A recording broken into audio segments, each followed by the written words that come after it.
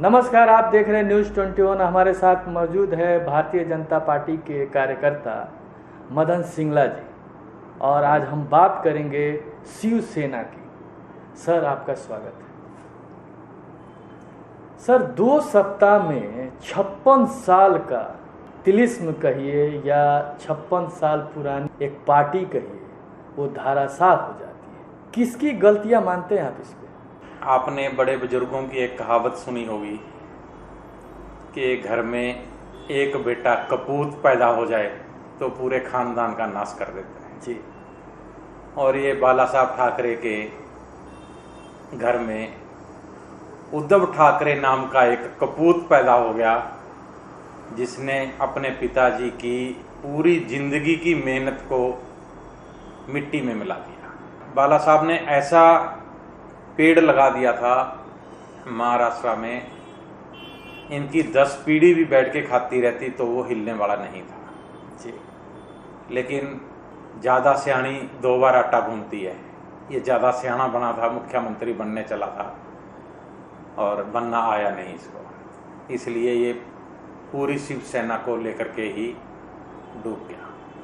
Sir, बाला साहब ठाकरे ने 1966 में, आज से 56 साल पहले शिवसेना की नींव रखी हो। उन्होंने कितना मुश्किल दौर से, कार्टूनिस्ट थे, वहाँ से अपनी करियर की शुरुआत की थी, पार्टी एस्टेब्लिश की और 2 सप्ताह में इनकी सत्ता, इनकी पार्टी खत्म होने के कगार पे आ गई है।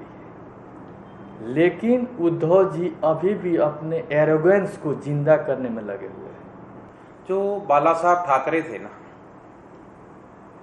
वो हिंदूवादी थे जी। जमीन से जुड़े हुए थे। उनको पता था मेरी जनता को क्या चाहिए, वो उस हिसाब से काम करते थे, सबको साथ लेके चलते थे, सबकी मजबूरी समझते थे और हमने कहाँ जाना है, किसके साथ बैठना है, तो इन चीज़ों को लेकर के वो चलते थे। जो मुद्दा उनका था हिंदूवादी, शिवसेना, उसी पे चलते थे।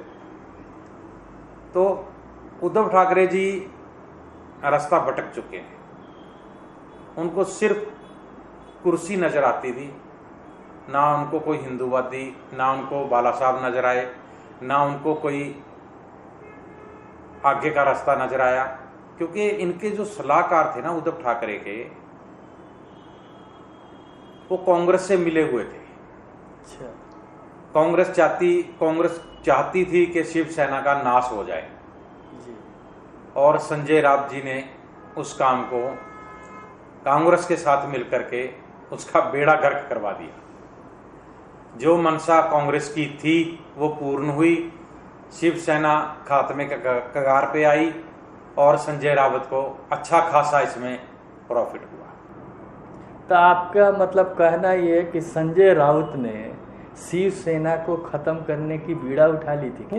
पूरी जिस दिन जब 2.5 साल पहले इलेक्शन हुए थे, उसी टाइम संजय राउत की सेटिंग कांग्रेस से हो चुकी थी कि शिवसेना को कैसे खत्म किया जाए।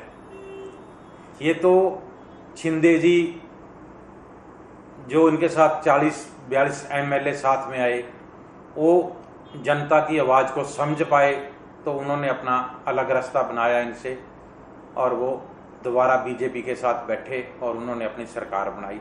जो वादे उन्होंने अपनी जनता के साथ करे थे, अब वो 2.5 साल में अपने वादे पूरे कर पाएंगे। शिवसेना जहां तक मुझे लगता है शिंदे जी के पास आ जाएगी। अगर उद्धव ठाकरे के पाले में रहेगी तो वो उसका एंड तय है, शिवसेना का नाम खत्म हो जाएगा।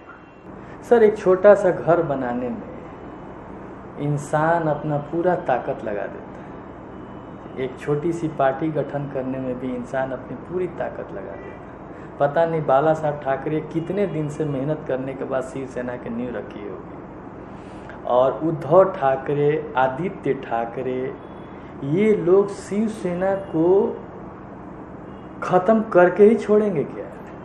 जैसे कांग्रेस को राहुल गांधी खा गया जी, शिवसेना को ये बापू बेटा खा जाएंगे जी। तो कहावत है ना, चोर चोर मुशेरे भाई जी। तो ये दोनों मिल गए अब इनका एंड तय है, इनका खात्मा तय है। हिंदुस्तान की जनता जाग चुकी है, जान चुकी है कि हमने किसको चुनना है, किसके पाले में हमने वोट देना है, कौन नेता हमारे लिए अच्छा है, कौन सी पार्टी हमारे लिए अच्छी है। आप देखो ना, पूरे हिंदुस्तान के अंदर अगर हम कांग्रेस को देखते हैं 2 या 3 स्टेट में कुल बची है, बाकी सब जगह से खात्मा हो चुका है इनका। और शिवसेना एक ही जगह थी, वहां से इनका भी खात्मा हो चुका है जी।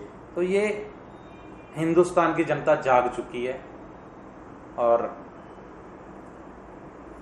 अच्छा निर्णय जनता लेती है और अच्छी सरकार चुनती है।